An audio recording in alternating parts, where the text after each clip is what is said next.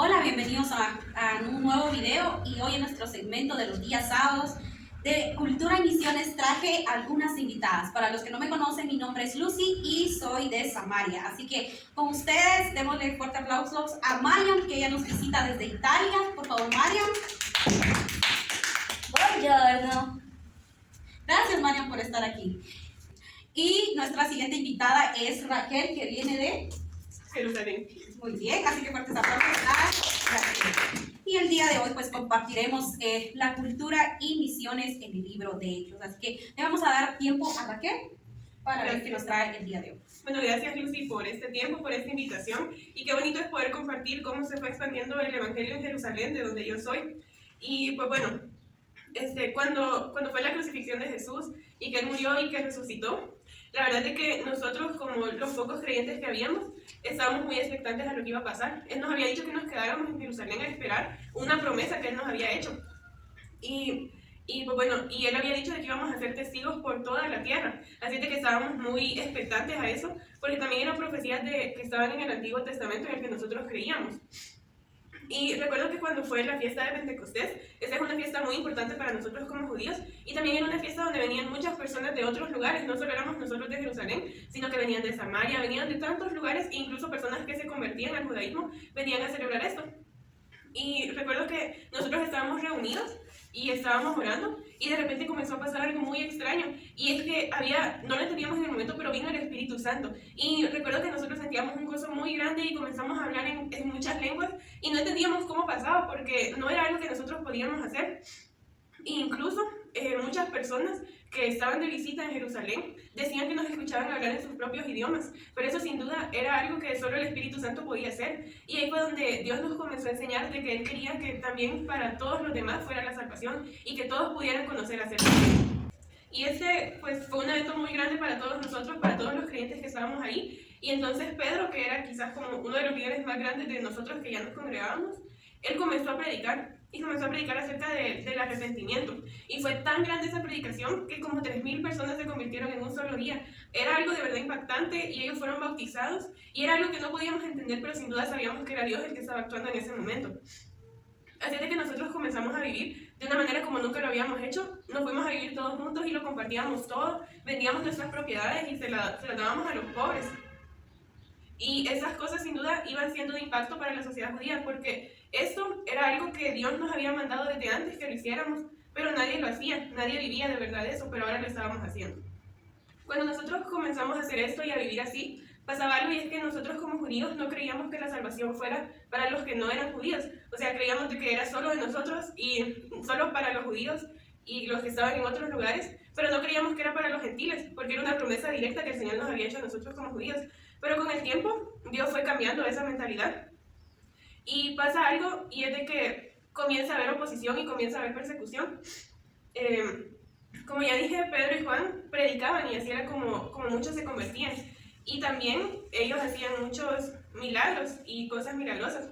Y una vez pasó algo, y es que a ellos los arrestaron porque ellos estaban hablando de la resurrección de Jesús. Y nosotros como judíos, eso era algo que contradecía totalmente el judaísmo, porque nosotros como judíos tenemos un sentido de unidad muy grande. Entonces, a veces con ideas que no iban de acuerdo a la ley, podían causar alborotos y iban a alborotar como que todo el orden social. Entonces, los arrestaron a Pedro y a Juan, y a ellos pues lo llevaron a juzgar con el concilio, que era un grupo de 71 personas, que era un grupo bastante importante porque estaba conformado por gobernantes, por escribas, por ancianos. Eran personas de mucha autoridad y ellos iban a decidir qué iban a hacer con eso. Y entonces nosotros como iglesia comenzamos a hablar muy fuerte para que los dejaran libres, y aunque les dijeron que dejaran de predicar, ellos lo siguieron haciendo y con mucho valor. Y como les estaba diciendo, la iglesia siguió avanzando y siguió creciendo mucho, pero obviamente no todo era perfecto. Y como ya les dije, nosotros compartíamos todo, las personas que tenían propiedades las vendían y todo lo dábamos para los pobres, pero había una pareja que como que marcó un antes y un después en nuestra comunidad. Ellos se llamaban Ananías y Zafira, y ellos tenían una casa y ellos la quisieron vender, pero hubo un problema, y es que ellos decidieron que se iban a quedar con una parte del dinero, y cuando ellos daban su parte, ellos iban a decir que eso era todo. Y obviamente no era ese el problema, porque ellos podían decir vamos a dar la mitad y la mitad nos la quedamos nosotros, pero el problema es que ellos lo quisieron poner como que eso era lo que les habían dado y que todo lo estaban entregando para el Señor. Y quizás eso lo hicieron para obtener más honor. Nosotros como sociedad tenemos mucho ese honor de esa cultura del honor y la vergüenza, y que ellos vendieran su casa y que dieran todo, a ellos los iba a poner como, wow, ellos son tan buenos, y ante los ojos de los demás iban a ser muy honrados. Pero obviamente a Dios y al Espíritu Santo ellos no le podían mentir. Entonces cuando ellos fueron a decir eso, ellos fueron confrontados por los apóstoles. Y cuando primero confrontaron a Ananías y le preguntaron que por qué había hecho eso, ¿verdad? Que por qué solo había dado una parte del dinero. Y lo que pasó fue que en el momento Ananías cayó muerto. Y obviamente eso era un símbolo de vergüenza muy fuerte porque él quizás tuvo la mayor consecuencia, que era la muerte por haber mentido. Y después cuando le dijeron eso a su esposa, a Zafira, pasó exactamente lo mismo con ella. Y qué vergüenza tuvo que haber sido pues para los familiares o para los demás ver eso, que ellos habían mentido y les había pasado eso. Pero eso también pasó y todos vimos eso. Y eso fue para que nosotros entendiéramos que no era algo que podíamos hacer. Y bueno, siguió pasando el tiempo y los apóstoles predicaban y hacían muchos milagros y de nuevo había mucha oposición. Y otra vez, a algunos apóstoles los encarcelaron y le volvieron a decir que no hablaran de Jesús, que no hablaran de la resurrección, porque ellos ya eran personas muy respetadas. Y en ese tiempo nosotros solíamos seguir muchos maestros o líderes y cualquier persona podía causar una revuelta. Y eso era una amenaza para el orden religioso, para el orden político de nosotros como judíos. Y entonces a ellos les vuelven a pedir que no hablen de Dios y lo vuelvan a llevar al juzgado. Y ellos dicen que no lo van a hacer, que ellos van a seguir hablando del Señor. Y entonces las personas que los estaban juzgando comenzaron a planear matarlos. Y esa era como que la única manera en ese tiempo de callar a los revolucionarios, a las personas que se enteraban en contra del orden. Pero pues alguien les dio el consejo de que no lo hicieran porque podía traer muchas consecuencias, podía traer mucho desorden y todo eso. Entonces ellos nada más los azotaron y ellos salieron muy gozosos. Y pasa algo, y es que ser digno de sufrir por Cristo era algo muy especial, era algo muy honorable para nosotros. Entonces ellos salen muy gozosos de eso. Y de nuevo, como ya les dije, aunque el evangelio se iba expandiendo, habían varios problemas. Y luego pasa algo, y es que algunas mujeres que eran viudas estaban siendo muy descuidadas. Y pasaba que las viudas en ese tiempo no tenían como quien velara por ellas, porque no tenían un hombre a su lado. Pero pues fue algo que se resolvió y Dios puso como a líderes que se hicieran cargo de ellas. Luego entonces empezaron a surgir muchos líderes y entre ellos surge un hombre que se llamaba Esteban. Él era un hombre muy lleno del Espíritu Santo y él comenzó a predicar y de nuevo, como ya les dije, como muchas otras personas, lo arrestaron. Y lo arrestaron porque él estaba diciendo que Jesús era ese Mesías que ellos estaban esperando, que nosotros como judíos estábamos esperando. Entonces, eso, lo que Esteban estaba diciendo, que Jesús era ese Mesías que nosotros como judíos esperábamos tanto, era algo que desafiaba totalmente al judaísmo, porque los judíos teníamos mucho valor en la ley y por ello era que a él lo estaban acusando. Y entonces cuando lo llevan ante el juzgado, que lo van a juzgar a Esteban, él empieza a dar y a relatar toda la historia que nosotros desde pequeños nos habían enseñado, que la ley había venido por medio de Moisés, todo lo que Dios había hecho en nuestra vida y todo lo que Dios había obrado en el pueblo de Israel como nosotros. Pero Esteban hace algo muy importante y es que él les dice a los judíos de que no solo por el hecho de ser judíos ellos iban a ser salvos. Y eso era algo que creíamos nosotros en ese tiempo, que por el simple hecho de ser judíos nosotros íbamos a ser salvos y que la salvación solo era de nosotros. Pero Esteban les dice que no, que la salvación es para todo el que reciba al Señor y les dice prácticamente a ellos como judíos que ellos lo han rechazado. Y entonces todas las personas ahí se enojaron y se enojaron tanto que apedrearon a Esteban. Y Esteban fue la primera persona que nosotros vimos morir por Cristo y eso desató una persecución muy grande que nos hizo a todos nosotros tener que salir de Jerusalén y tener que ir a otros lugares. Y pues esa es como el resumen de cómo se fue dando las misiones en Jerusalén. Qué interesante todo lo que nos has dicho, Raquel. Realmente tú que lo viviste y tú que estuviste ahí en Jerusalén nos puedes dar un panorama más amplio acerca de todo lo que estaba sucediendo. Y qué bueno que eres de ese grupo de judíos que sí estuvieron pues de acuerdo y fueron flexibles en creer que la salvación también era para nosotros los gentiles. Y bueno, quisiera también que Lucy, que viene de Samaria, nos hablara acerca de cómo ella lo vivió y sus países y las ciudades que están alrededor, también cómo lo vivieron, para que nos cuentes un poco acerca de eso. Bueno, gracias Mariam por darme esta oportunidad igual y a ustedes por aceptar mi invitación. Y hoy quiero contarles un poquito de mi experiencia que yo viví en Samaria y también de lo que oía en los lugares que estaban cerca y alrededor de donde yo soy. Había un hombre muy, pues podríamos llamarlo malvado, malo, pero al final también el Señor obra en su vida y es ese hombre llamado Saulo, que era un judío que perseguía a todas estas personas que predicaban el Evangelio de Jesús, de la salvación, ¿verdad? Entonces, inicia la persecución en la iglesia de Jerusalén, pero esto abre camino y campo para la expansión entre Judea y Samaria sobre el Evangelio. Y todos los que fueron esparcidos iban anunciando el Evangelio, pero ahí aparece un hombre llamado Felipe y nos predicaba a nosotros los de Samaria, ¿verdad? Y él no solo predicaba, sino que también hacía milagros. Él hacía milagros con niños, con mujeres, y a través de la predicación él también nos bautizaba. Yo recuerdo cuando Felipe me bautizó, cuando oí entre toda esa multitud, el Señor tocó mi corazón y después de eso yo entender el Evangelio. Felipe, entre muchas otras personas, él nos bautizó y mirábamos los milagros que él hacía con niños, con mujeres, pero no solo, entre toda esa multitud había alguien también llamado Simón, que practicaba la magia, y yo creo que eso ha venido siempre, y este hombre era increíble porque él también entendió la palabra del Señor, él entendió el Evangelio. Entonces, Felipe, que era de Jerusalén, pues hubo un momento muy especial porque los apóstoles que lo habían enviado a él, a Samaria, ¿verdad?, se enteran que había llegado el Evangelio a nuestras tierras. Entonces ellos comisionan a otros dos para que llegasen, con nosotros, y este es Pedro y Juan, y son enviados a predicar en el pueblo de donde soy yo.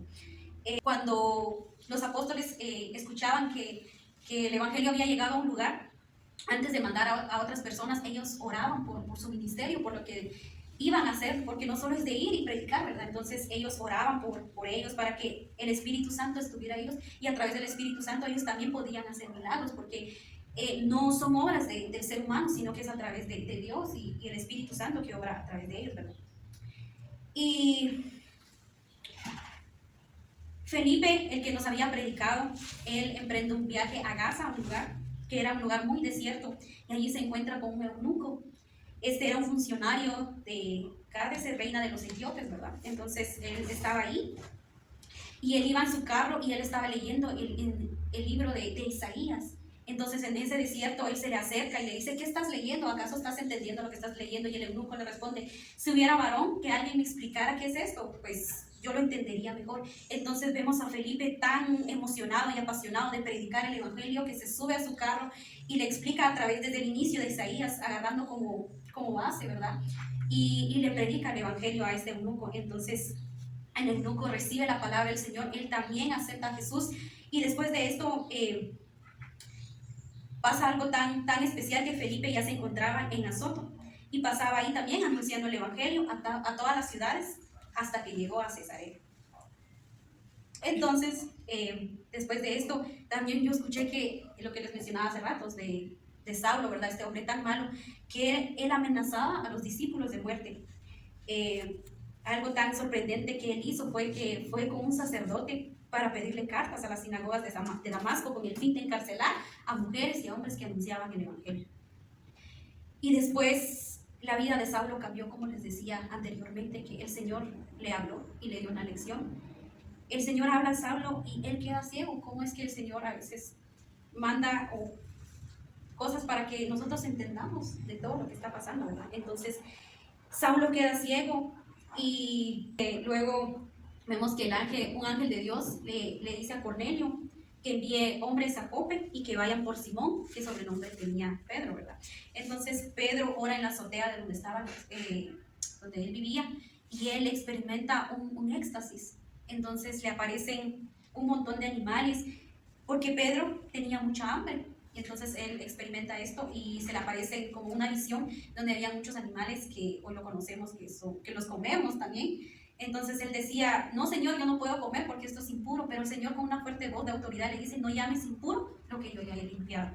Entonces esto después tiene como que relevancia en lo que después va a pasar, porque en eso Pedro recibe a 3 hombres en su hogar y que son enviados por Cornelio para que fuesen a la casa de él, ¿verdad? Después de esta visión que recibe Pedro, recibe a los 3 hombres que son enviados por Cornelio, y juntos regresan a Cesarea, donde los estaba esperando Cornelio, y él, al entrar, se hinca a los pies de Cornelio, y Cornelio le dice que se levante, que eso no estaba bien. Pues como cultura, anteriormente se creía que los extranjeros no se podían juntar con otras personas. Entonces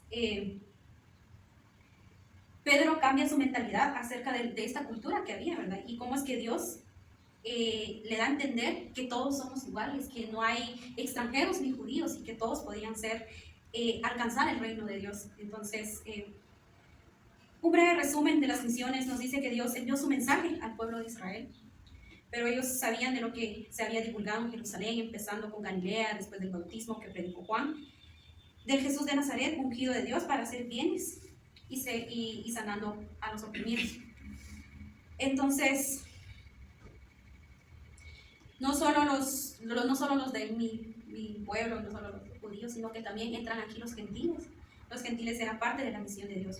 Pues cuando Pedro hablaba con ellos, cayó también el Espíritu Santo sobre ellos y era algo también que nadie lo podía entender, como los judíos, que ellos pensaban, lo decía anteriormente, que solo eran para ellos, pero también eran para nosotros y también eran para los gentiles. Entonces, nadie podía entender, y otra vez los apóstoles vemos que escucharon que los gentiles habían recibido el Espíritu Santo y discutían con Pedro que por qué él entraba a sus casas y que por qué él comía con ellos, porque no era normal, ¿verdad? En aquella época. Entonces, aquellos que fueron esparcidos a causa de la persecución que hubo por motivos de Esteban, que había mencionado Raquel, ellos pasaron hasta Fenicia, Chipre y Antioquía, pero ellos no anunciaban la palabra, o sea, como que ellos eran muy celosos y solo iban como que a un destino y ahí vamos a predicar y pasaban a estos lugares. Pero sin embargo, entre ellos habían varones de Chipre y de Cirene que sí anunciaban a otro grupo, y este grupo eran los griegos. Y cuando pasaron en Antioquía también les anunciaron el Evangelio del Señor. Al oír esta noticia, enviaron a Bernabé a Antioquía, porque Antioquía ya había recibido la palabra del Señor. Bueno, como les estaba comentando, que Bernabé se fue a Antioquía a predicar, a seguir dándoles el mensaje, porque ya habían recibido el mensaje. Y parte de la misión no solo era hacer milagros, no solo era demostrar el poder de Dios, sino también ayudar a otros con los que ellos tenían, ¿verdad? O sea, a veces nosotros pensamos que solo a través de los milagros podemos ver el poder de Dios, sino que también con lo que nosotros tenemos podemos ayudar a otros, y eso es lo que hizo Bernabé. Pues en ese tiempo llegaron los discípulos a Antioquía, y uno de ellos, llamado Agón, decía que se acercaba una gran hambre en la ciudad. Pero también algo muy triste es que cuando yo escuché, pues sí me sentí muy mal. Y sucedió que a Pedro lo encarcelaron, y sucedió también que a Jacobo él falleció. Entonces estos hombres dispuestos al servicio del Señor, estos hombres que iban y predicaban, lastimosamente Pedro fue encarcelado y Jacobo murió. Pero Pedro, estando encarcelado, un ángel se le aparece y le dice: Pedro, vístete y póntete las sandalias y sígueme. Y pues nosotros actualmente usamos lo que son las túnicas. Yo vine a la ciudad de Guatemala y veo a todos de una forma diferente de vestir, pero yo sé que ustedes también tienen esa forma, y Raquel y yo nos similamos mucho a eso. Entonces Pedro tenía también su túnica, y a veces esto no nos permite correr rápido.